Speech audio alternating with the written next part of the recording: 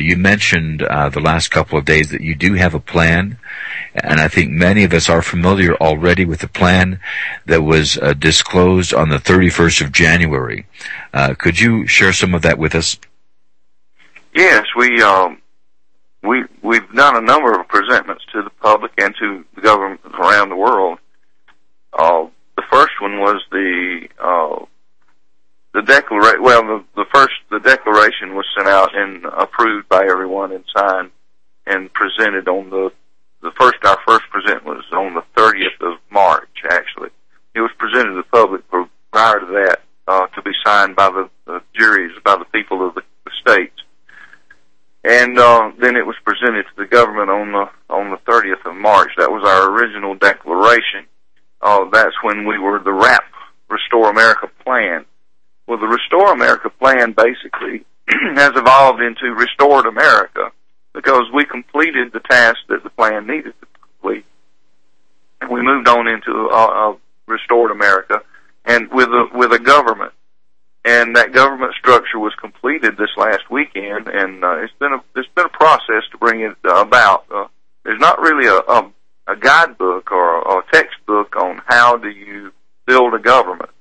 It's a very complex thing, but God has given us very many good minds that know how to do a lot of different things and have done things in governments before. And so we brought together a very it's an absolute phenomenon what we've seen, and with a great group of people.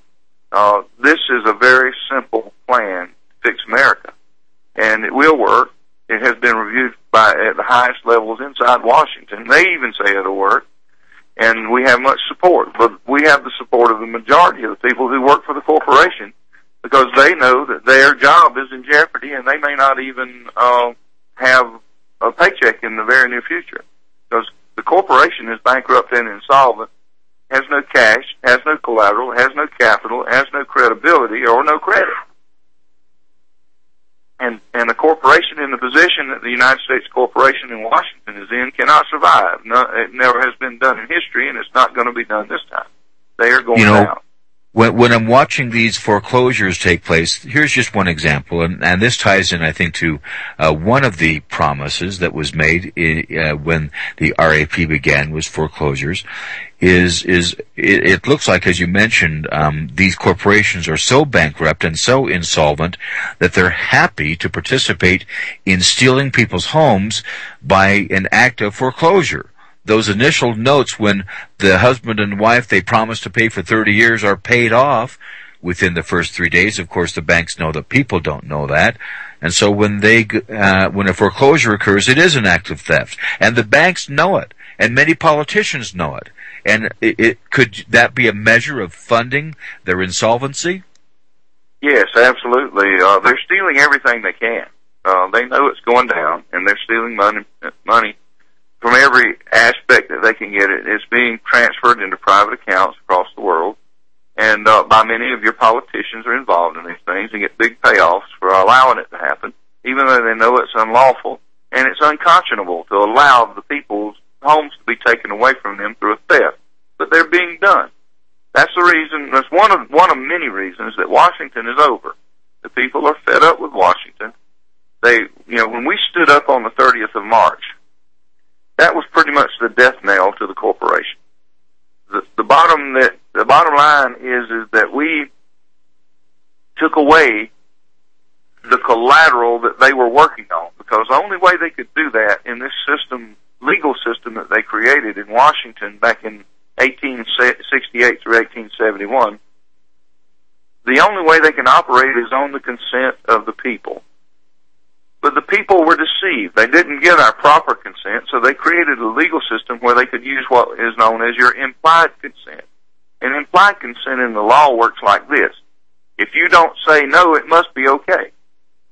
Well, the problem with that is that we didn't even know about it to say no. Many of the things they did to the American people were done in secret and behind the scenes, and the people had no choice to say no. And so that made it an unlawful contract because of lack of full disclosure, which is required in the law that they abide by, which is contract law today in this legal system. So they have deceived the people and abused the people to the point that the people don't trust the government anymore. Hadn't trusted them in a long time. And I think about 80% of the people, at least between 70 and 80% of the people said they don't agree with what goes on in Washington. Well, the Declaration of Independence that was put forward by our founding fathers gives us the authority under the Almighty Creator, which is where our authority comes from, to do away with any government and establish a government that we see fit. Well, I don't think it would be any problem to prove in a court of law that the corporation United States has abused their fiduciary responsibility quite well, and we can document that in congressional records. All you have to do is pull about any congressional bill and look at the pork barrel spending and the thievery that goes on behind the scenes to prove that they have violated those fiduciary duties to the people as trustees of our wealth and our assets. They have carted trillions of dollars off into private accounts of your congressmen and done it unlawfully, and many of these people are actually going to be arrested and tried. You're going to start seeing arrests in the very near future of some of these people in the government. Some of them may even be presidents. I think that many of us would like to see that. I was reading, as we were working on getting a hold of you and so forth, I was reading from the Communist Rules for Revolution. And one of these 9 rules, it states that they want to have us no longer trust our Congress. They don't want us to believe in our government anymore. They don't want us to believe in Washington, D.C. And I'm thinking, here we are. The Tea Party also helped to create this situation. But not trusting in government anymore is what these communists wanted to do with us. But what do we do from there? We've even got Glenn Beck, who just recently wrote a book, and he's out there pushing it, called Broke. So Glenn Beck's out there promoting his book called Broke. The system is broke, and people are saying we need a new system. But I think New Worlders would love us to take their system that they have waiting for us next, that would bring us into lockstep under a new world order. But we don't have to accept their new world order. Is it possible that in your Congress this last weekend, that this implied consent that you're talking about, is it possible that this Congress that met together this weekend took away their consent? Absolutely. There's no question that the consent was taken away formally from the corporation. And they no longer have the ability to hypothecate on the assets of the American people. They've already put us in debt so deep that our assets are encumbered to the point that we have no assets left. The Congress has literally stolen it. And by many, I could go in for hours on the different ways that they steal from us. It's just unconscionable the way the Congress has treated the American people. And then they get up there every 4 years and tell you all the good things they do to you or for you, and want you to vote for them again. And the way I relate to Congress today is I tell the story like this: if you hired a contractor to build you a house, and he says, okay, I need $500,000 to build your house, and you write him a check on the 1st of October. The next 1st of October, he comes to you and says, well, I hadn't built your house yet, but now this year I need $600,000 to build that house. And you write him a check, and you give him $600,000. Well, the next October 1st, he comes to you and says, well, I need $700,000 this year to build your house, but I hadn't built it, but I'm going to, but I haven't built it. And you write him a check for $700,000. How long would you write a contractor checks to build you a house like that? Well, I'd say no, thank you very much. It's time to hire another contractor. That's right. But we have done that to the Congress for 140 years.